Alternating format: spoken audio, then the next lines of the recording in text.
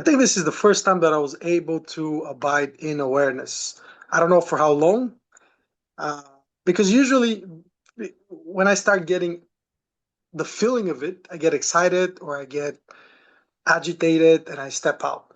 But I think this meditation, and I had a lot on my mind, but I was able to really, really drop and just abide in it. And it's very interesting because you don't have a sense of time. It's very psychedelic in a way. I was Like just about to say that. Doesn't the idea of I was not able to abide in it for long only come in after you once again step back into thinking? So you yes, can see yeah. there that like thought is time, to think is to be a body and be in time. The whole concept of time and space and limitation of being a little self comes in. The illusion once again is like, has its grasp. It's fully now that it appears this way. But when you kind of again let that go and, as you said, abide in yourself, all that is absent. Mm. That's why the teaching keeps pointing us there. It's like, hey, you want to realize these deeper truths beyond the appearance of life. So to do that, you have to go beyond prior to thought, where you truly are positioned. Mhm. Yeah, it felt like I went there, but it felt like time didn't exist. I didn't exist.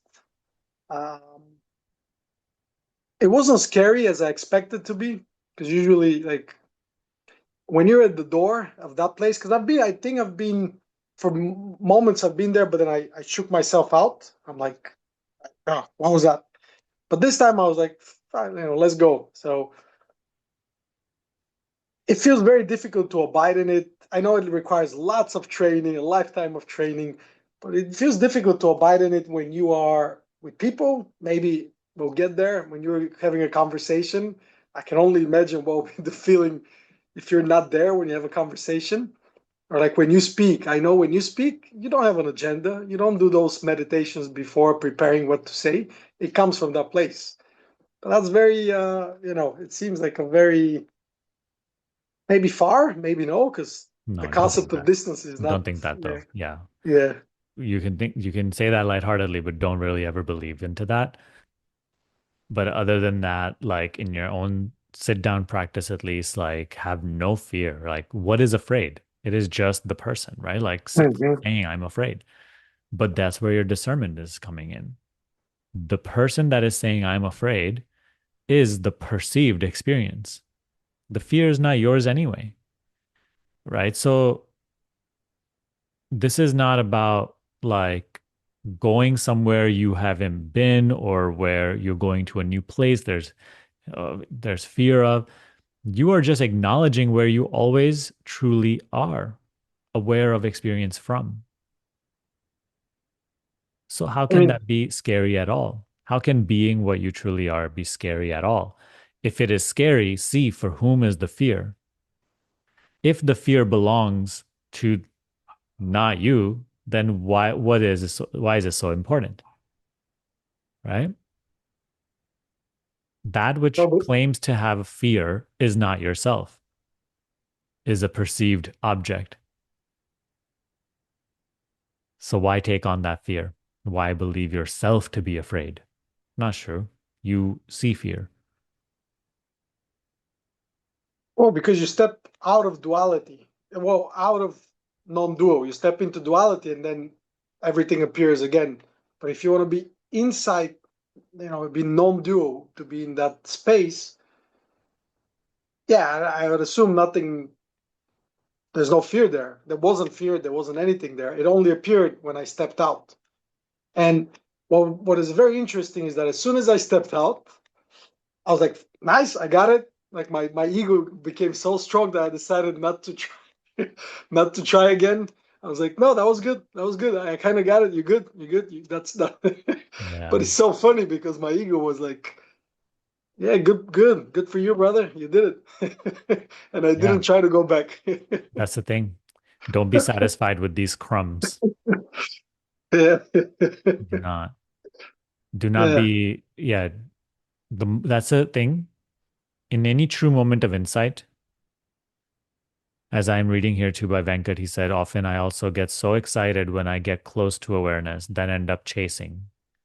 Hmm. Any true moment of insight or clarity you may have will be followed by a mental response. We must start to see that the mental response is not me, it does not belong to me, and it has no significance. So the mental response can be a positive one or a negative one. And you mentioned both, where there's satisfaction or excitement, Venkat said, or you said earlier there can also be fear. Well, how the mind responds to what you are recognizing in practice holds no meaning. And now it's total freedom to you because you can allow the mind to react however it wants to react, but to you means nothing because, again, you are not the mind and you're not doing the mind. And whatever the mind does has no effect on you because you are merely its seer. It's the awareness in which the mind plays, comes and goes. So whether the mind likes it or doesn't, says good or bad, irrelevant. Be yourself. Whatever the mind says, whatever the mind feels, use it as a springboard back to the awareness of it, the awareness that you are. Yeah, but And that conclusion can only be made while you are abiding in awareness.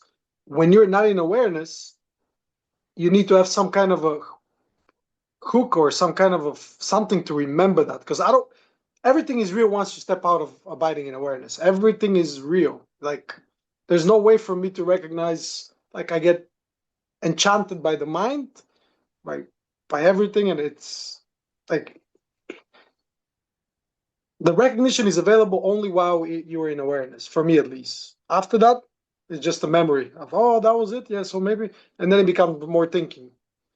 So what so there's the you're, thing that recognition that maybe is totally clear, you may say is like inaccessible, but the practice of discernment is always doable. It is always available.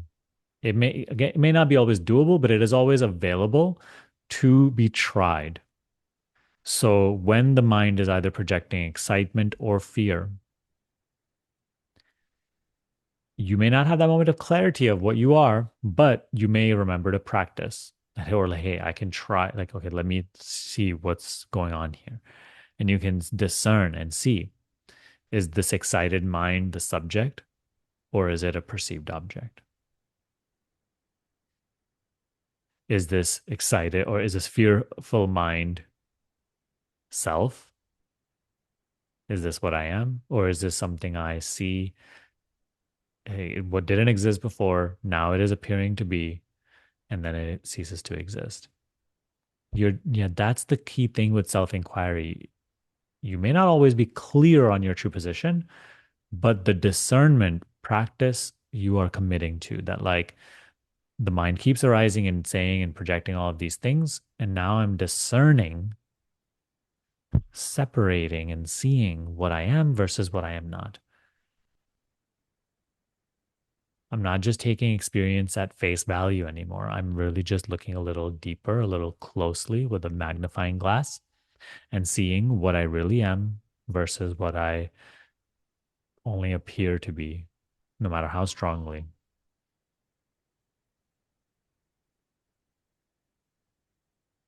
Mhm.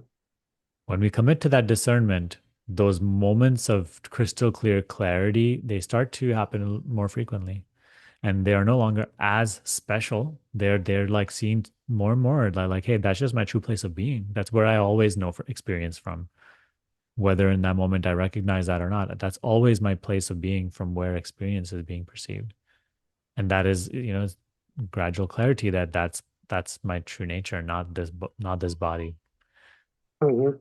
Right now it feels like, oh, this body is my true nature and I'm exploring something foreign that is beyond me, that people are telling me is my true nature. But like, I feel like this body feels like my true nature. No, but it's like that this practice, this discernment starts to create that shift in identity where you're now starting to see that body is a very unstable foreign thing. it's not really myself. Of course, it's Yeah, very intimate in one sense because the whole point, the whole world experience is lived through this perspective, but like this is not self. It's a point of view. it's exactly how it felt. It felt like this was a foreign place. Like, what is this? Like, I didn't need to shift the paradigm, move the things a little bit because it doesn't seem like this is your innate nature. Like, this is who you are. It almost seems like, ooh, what is this foreign and exciting place that is so different from what I am? So, but I'm very happy. This was great for me because I've stayed at the door there, and I Hmm. always was satisfied. Like, okay, I know this is it. But this time, I kind of stepped in, and it was very cool. And yeah, thank you for the guidance. Apparently, it was just hit the spot today. Yeah, going forward, uh, you just get rid of that experience like it never happened and become fresh once again. Truly, become fresh once again. Don't seek to make it happen again. Don't think about it too much. Care not about it. Move Mhm. forward. Move forward, and we just start the practice again. That's the best way to be here. Perfect. Thank you for the advice. Thank you. If you need help taking your practice deeper, dissolving mind identification, and becoming more established in your true nature, consider joining our school using the link in the description. Thanks. Have a great day.